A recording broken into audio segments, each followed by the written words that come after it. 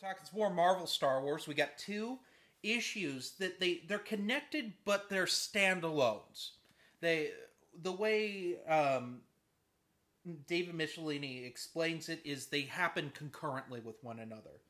And this is Marvel Star Wars issues 58 and 59. Like I said, these are both David Michelini issues.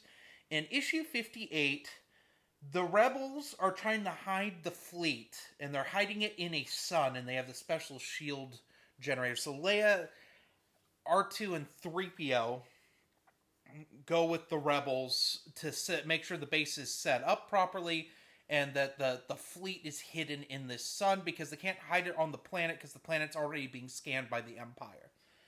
But something goes wrong. The rebel team that's left on board it ends up getting gassed due to a malfunction because the sun's so hot. And R2 and 3PO, being left behind due to wacky hijinks, have to save the rebel fleet from being melted down. It's very good. It's a very good issue. It mixes the R2 and 3PO hijinks with like serious drama with Leia and Riken, where they're like, we're gonna have to start everything all over. Not because like Luke, Lando, and Chewie are off on a mission to get some TIE fighters for like spying. It's not clear why they're going there, but I'll talk about that in a second because that's what the next issue is about. But it mixes the R2. It's the best R2 3PO hijinks we have had yet in this comic. R2 3PO hijinks is something that can be easily really grating. R2 and 3PO and their banter with one another is very fun in the films. But like specifically in the original trilogy, George Lucas understood that it needed to be done sparingly. So like in, what was that issue? It was in this omnibus, 47, with them and that droid rebellion. That was kind of annoying. It was an annoying issue.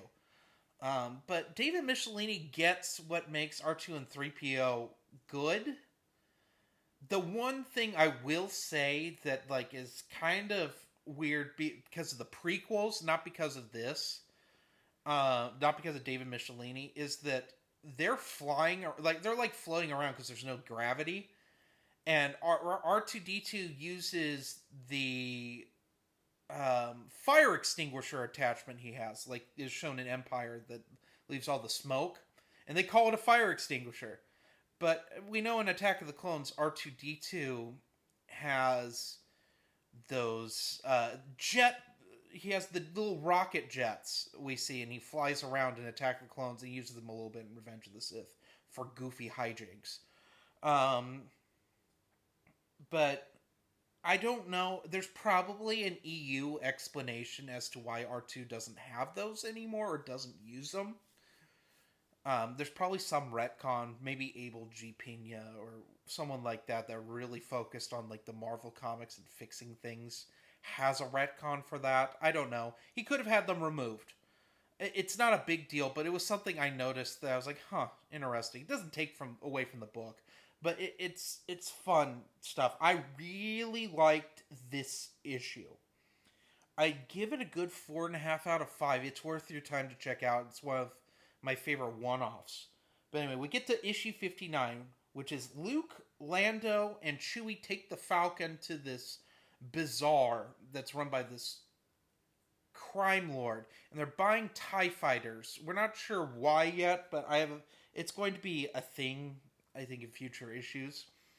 But they're buying essentially TIE fighters that were they're parts TIE fighters, so from various battles where the Empire lost TIE fighters.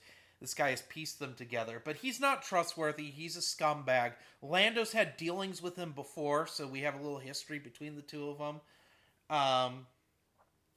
And the guy wants to kill Luke and Lando and Chewie, and he sends Luke and Lando to this planet with this big old worm, and so they'll get eaten. And like Chewbacca is left as like Lando's backup, and Chewbacca ends up getting frozen. It's weird. But my big problem with this issue is David Michelinie sinks to, we wrote ourselves into a hole, so we have to pull out Luke's lightsaber. I've talked about this before, but I will talk about it again. This is the big problem I have with this era of the Star Wars comics, and I know that it's Archie Goodwin who first did this. Immediately after Empire Strikes Back, he has Luke use his lightsaber.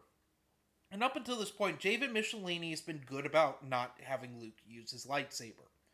Because Luke shouldn't have a lightsaber. Especially now, like, post Shadows of the Empire, we know he built it on Tatooine at Ben's hut, where he's hiding while he's, like, waiting to go into Jabba's palace, and then the Shadows of the Empire events happen. So, or if you've seen the deleted scene in Return of the Jedi, he's building it in that cave. Which I say both scenes exist, and that, just for clarification's sake, because I don't think I explained this in my Shadows of the Empire review, but this is my theory on that, so you get a little EU tidbit on what my take on it is.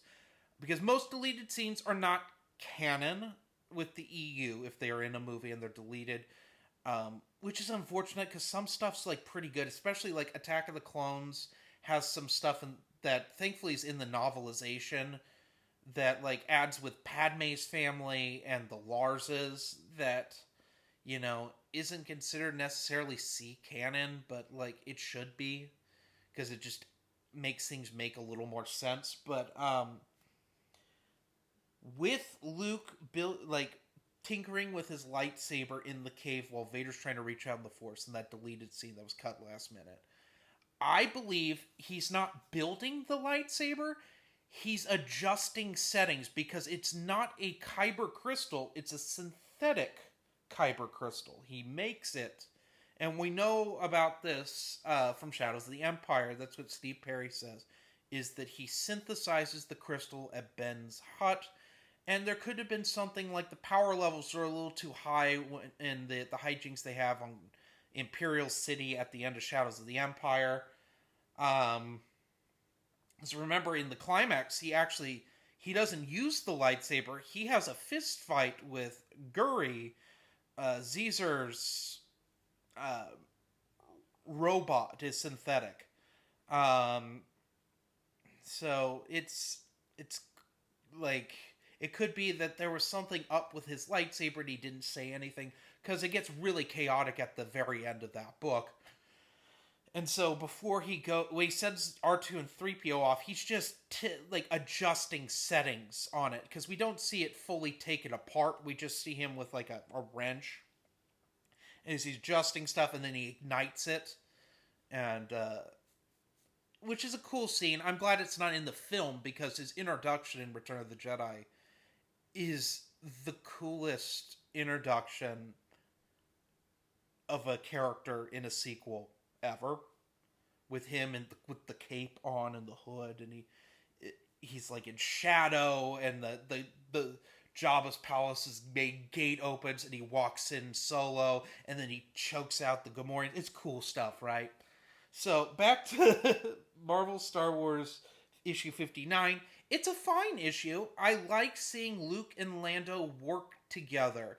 And I get when there are some people that say that these issues between Empire and Jedi pair well with Shadows of the Empire, and with this issue and Luke and Lando working together and how they interact in Shadows of the Empire, I have to agree with them on that front. It's nice. It's really nice. So, and I like that. What do we have to do? Because, like, Marvel's hands were tied at this point. George Lucas was vetoing things left and right. I mean, we had the Tarkin for issue 51 and 52 instead of a second Death Star, because George Lucas said no, because he's putting it in Return of the Jedi.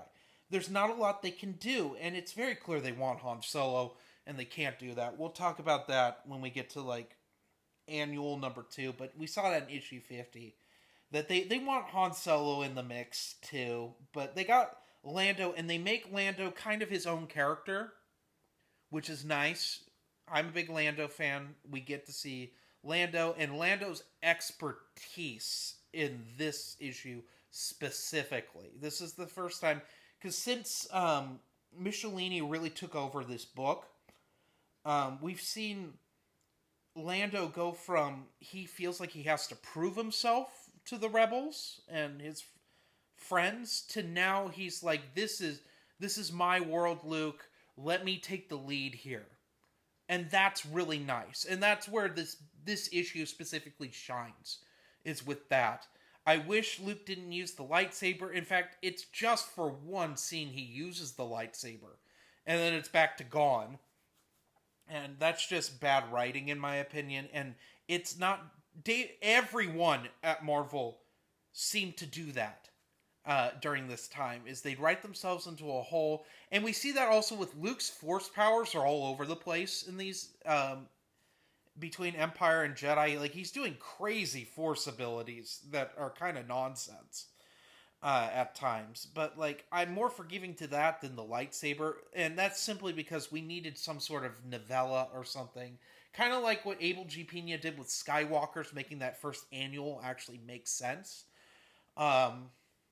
We needed a short story for, like, Star Wars Insider, where Luke finds a lightsaber on, like, some sort of little mission at some point, and it was, like, his practice lightsaber, and you could also explain why the Skywalker saber changes its looks between A New Hope and Jedi, because they... not A New Hope and Empire Strikes Back, sorry. Because the Skywalker, it's a Gravtech Flash, right? And it doesn't look as, like, pristine as it does in Empire, because there wasn't as much money. I mean, Darth Vader's helmet is covered in thumbprints.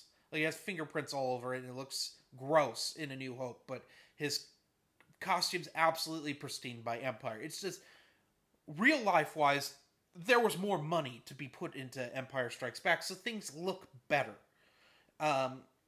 But there's theories that, like, Obi-Wan tinkered with it a bit to make it more user-friendly for Luke.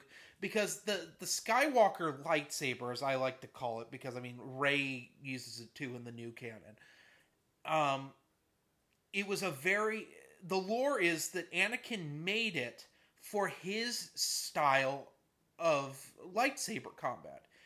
He realized a flaw in his battle with Dooku, on Geonosis, and he crafted a lightsaber that worked for him. And Anakin's whole thing was all about power, right?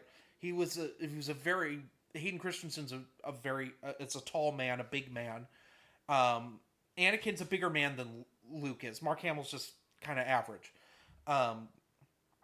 And so, like, he built a lightsaber that was made for him and his style of overwhelming things. Now, he would go back on it when he lost to Obi-Wan Kenobi on Mustafar, and then he built... Darth Vader's red lightsaber is more in tune with his original designs when he was a Padawan. So you can say, like, a good retcon short story, for anyone who wants to write fanfic about it, would be that Luke finds a lightsaber at some point in the Rebellion era that is kind of broken, and he's got stuff that he was taught by Obi-Wan while on the Millennium Falcon in A New Hope, and he uses this lightsaber's, like, kept in a special place where he can tinker with it, and it may have issues and stuff, sort of like what the new Marvel Comics did, where he found one of the Temple Guard lightsabers. And so, and this is really long-winded, but I promise it's getting to a point here. He has this blue lightsaber. It doesn't work well, and he's taken, like, parts off of it and kind of put the lightsaber back together, his original lightsaber back together, Anakin's lightsaber, the way it was. Like, maybe Obi-Wan left him some notes. It's clear he left him notes in Shadows of the Empire on how to build a lightsaber. Who's to say that he found it necessarily like all those notes in Shadows of the Empire. He could have found them before, and he's gone back to Tatooine in these Marvel comics. We had that freeze ray that the Empire was building, the tags were building for the Empire and testing on Tatooine. So he could have gone back to Ben's hut and gotten these, some of these notes, like what we see in the new canon, where he reads Obi-Wan's journal about things and like learns about Jedi that way. Like, who's to say that that happened? Didn't that like that happens in the EU? You know, so that's how you fix that. And it just is not a reliable lightsaber. And maybe he scraps some of the parts of that, and that's where he sources what would be the green lightsaber we see in Return of the Jedi and going forward. Hey, maybe it's also parts of it ended up becoming the Shoto lightsaber that we'll see much later in like the Joe Duffy stuff of this run. I don't know. It's just a thought. Anyway, issue 59, give it a good 4.3 out of 5. I prefer 58 or 59. I just think it's more solidly written. But they're great pieces, companion pieces with one another. And you should read them back to back. That's how they were meant to be read. And solid 2 issues. Worth your time to check out. So anyway, have a nice day.